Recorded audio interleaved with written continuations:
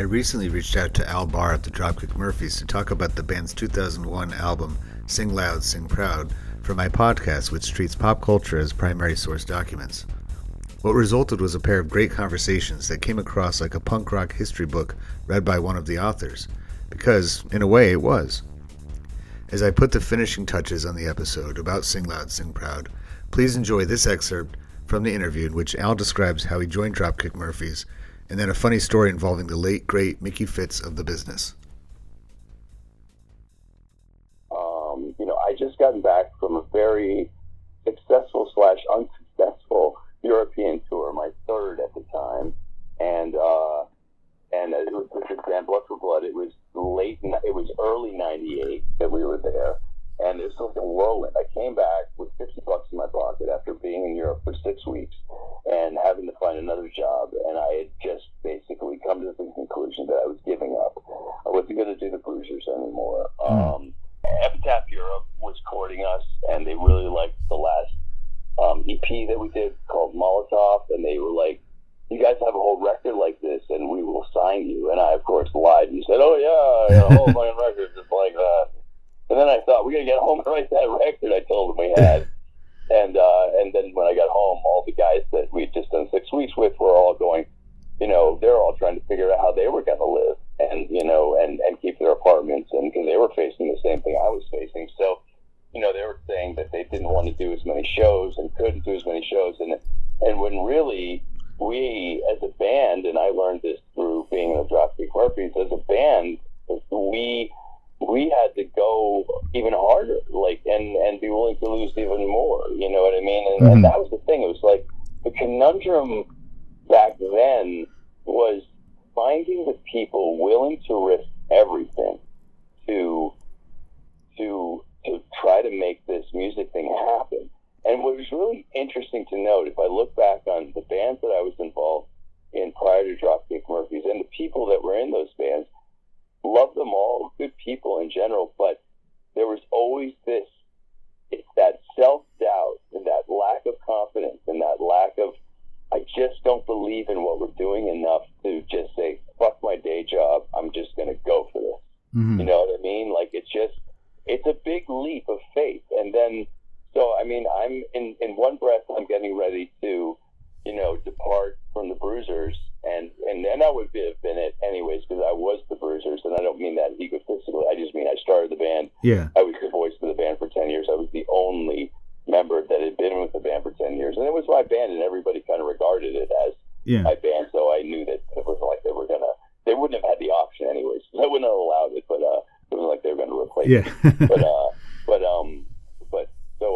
I was just going to say, that's it, we're just going to call it a day.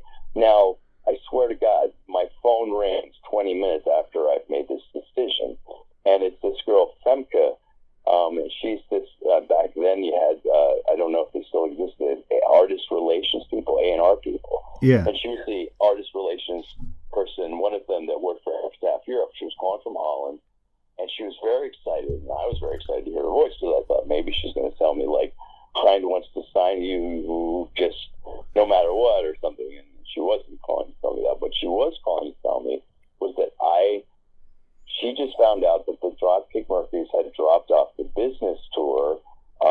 They were touring with the band The Business from England, and had to suddenly drop off the tour because all the members had gotten sick, and that I should call Ken Casey immediately.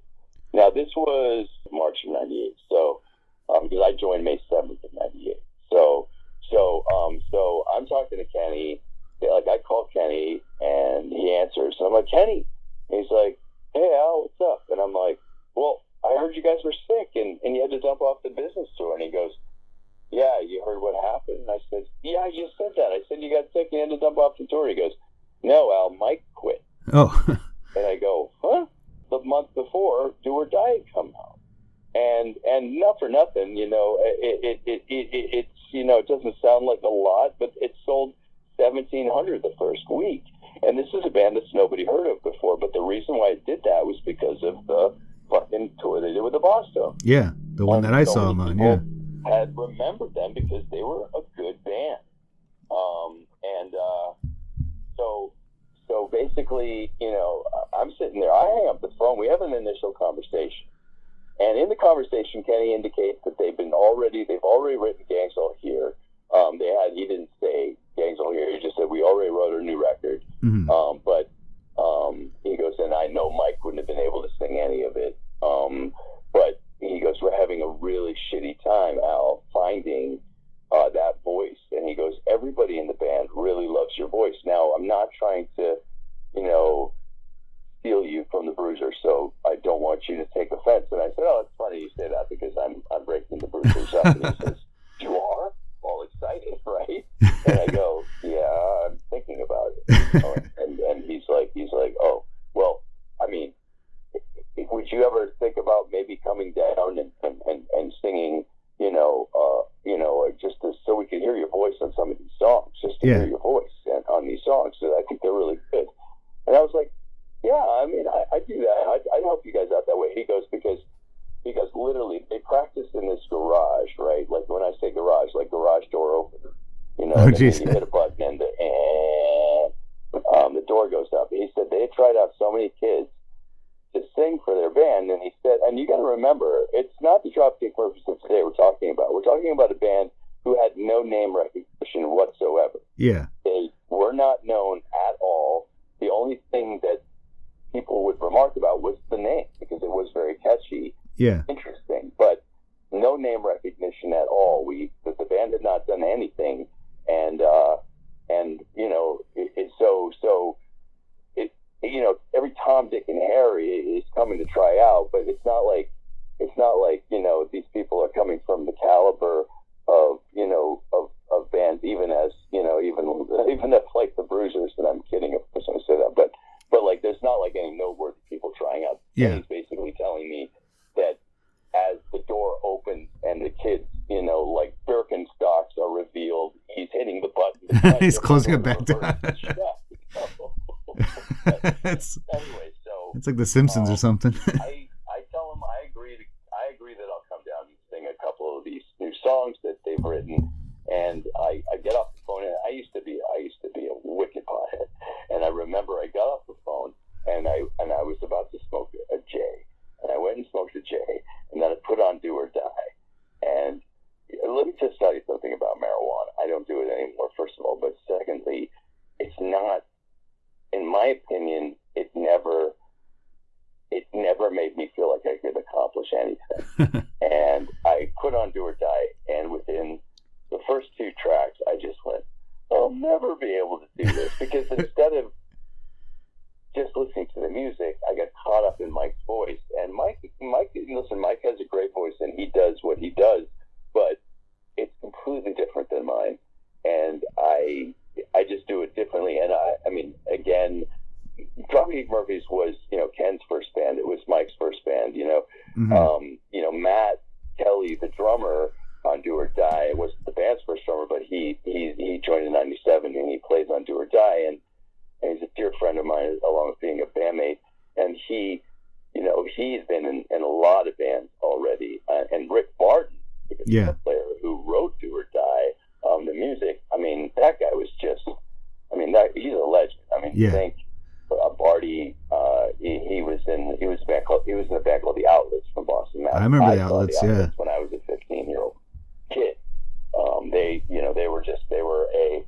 They were basically the Replacements, but in Boston, and they weren't musically like the Replacements, but they were poppy and they were punk. Yeah, they were just a great band, and I still love them to this day. I listened to a lot of Outlets, mainly because of the split album that you guys did with The Business, when you covered an Outlet song. Knocked Me Down. Yeah, and I liked that so much. And then, thankfully I was in the age when you could download music, and Napster and stuff like that. You're going to get an outlet, right? Yeah. If you can literally go. And you know who owns their catalog? Who's that? The Jimi Hendrix family. Really? So a few years ago, the Jimi Hendrix family sued and won to be able to release Jimmy's music exclusively. So the music now, it's all gone back to the family. And the other artists on that label are the Outlets. Oh, weird. I'm sure they have others too, but yeah, the Outlets are. Yeah. I think, I don't know if I'm pretty sure I got an Outlets record from Skeletone a couple years ago. Oh, actually. yeah, I'm sure you would. That's where you would. If you were going to find an Outlets record, you'd find it there for sure. And I think it's in my collection somewhere, but that's... But anyway, so I get caught up in my memories and stuff. So you got to kind of keep prodding me along. Oh no, I'm loving this. What we were talking about in terms of my direction, but I'm pretty sure I was talking about my decision to come down and just sing some songs. So basically, we had picked up the East Coast dates of the business, and they were also on. There was another band on that bill. There was a couple other bands on that bill, but the other band of note that was on that bill was a band called Warzone.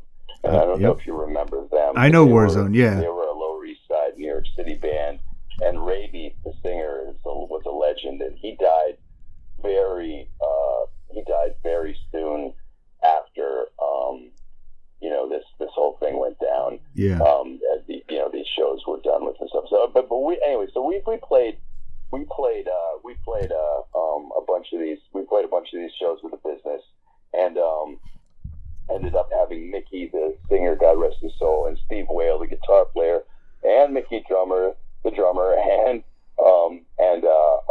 their bass player Terry Bones, who started a band called Discharge with his brother back in like the 70s. Anyways, bunch of legends staying in my house just for a couple days, Al. But it was much like the 3 days to flatten the curve. This turned into 2 weeks very quickly. Yeah. But in any event, and so I remember.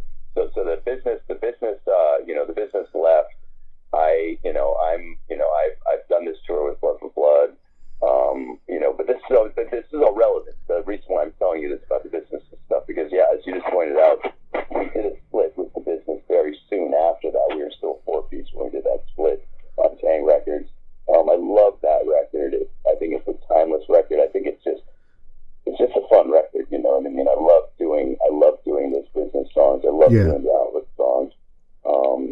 It was just fun. I know that Kenny would tell a totally different story about making that record, because we just come off of 11 months of touring when we made that record, and Kenny ended up having to produce the record and deal with recording the business side of the record. And let me just put it this way. I'll just politely say that when we were leaving after we had recorded our parts for that record, a very either drunk from the night before or freshly drunk Mickey Fitz poured himself out of a taxi cab onto the driveway of the Outpost studio in Stoughton, Mass. Yeah. Said, "Right, boys, are we done?" And we looked at Mickey and said, "Yep, we're done. We are done." And he goes, "That's great. Let's go have a listen, shall we?" And we said, "Whoa, we're done. Our parts are done." And he goes, What do you mean?" We said, "Well, we recorded everything that we..." And he said, "Well, what the fuck is Steve and Mickey Drummer been up to this whole time?" And not for nothing, but they didn't even tell Terry Bones. My buddy Johnny Rio at the end ended up playing bass for them. They asked him to, but Mickey had some rift with Terry, so they, out of spite, they didn't even call Terry or something. I know Steve didn't want it to go down that way, but Mickey was very spiteful at times. I love you, Mickey, but it's true. Anyways, so Mickey has this meltdown about the fact that his shit isn't done yet, and we're like, well, even if they have recorded, you don't have a bass player, and you haven't sung because this is the first day you're getting here. And so Kenny ended up going in because he was like, I'm going to need, especially, going strong, I'm going to need help with that one. Yeah. It's a wonky song. And Ken looks at me like, what's wonky? Like, what? So, I find out later that Ken calls me up, and I swear to God, I've known Kenny for, 24 years now, and he's a dear friend of mine, but I had not heard him so blue in a long time, man. I mean, comparative, like he was so, I was just like, what's wrong, man? He goes, 11 hours. And I go, it took you 11 hours to do their, because we banged it out literally in a day. Yeah. And I go, it took you 11 hours to do the basics for the business? He goes, 11 hours to do Going Strong. Just the one song. Mickey's a total traditionalist in the sense that he writes in a very patented, and as I said before, I have personally no real way of doing things when I write, and I really should after all this time of doing it, come up with some system, but maybe not having a system is my system. But in any event, I guess the best way to break it down is just to say what he said. Kenny says, so he's just not getting this song, and I just don't understand what the problem is, because I'm just like, just listen to us and then just try to do it like that. Yeah. And Mickey just goes, you lot write rancid lyrics. And Ken said, in the talkback, he goes, what do you mean by that? He goes, a song should be blah, blah, blah, blah, dog, blah, blah, blah, blah, walk. And, so everything should rhyme, you know what I mean? And have some basically, he goes, but we wrote Rancid lyrics, meaning that there's a lot of their lyrics don't necessarily line up with rhymey. So he actually meant the band Rancid, not...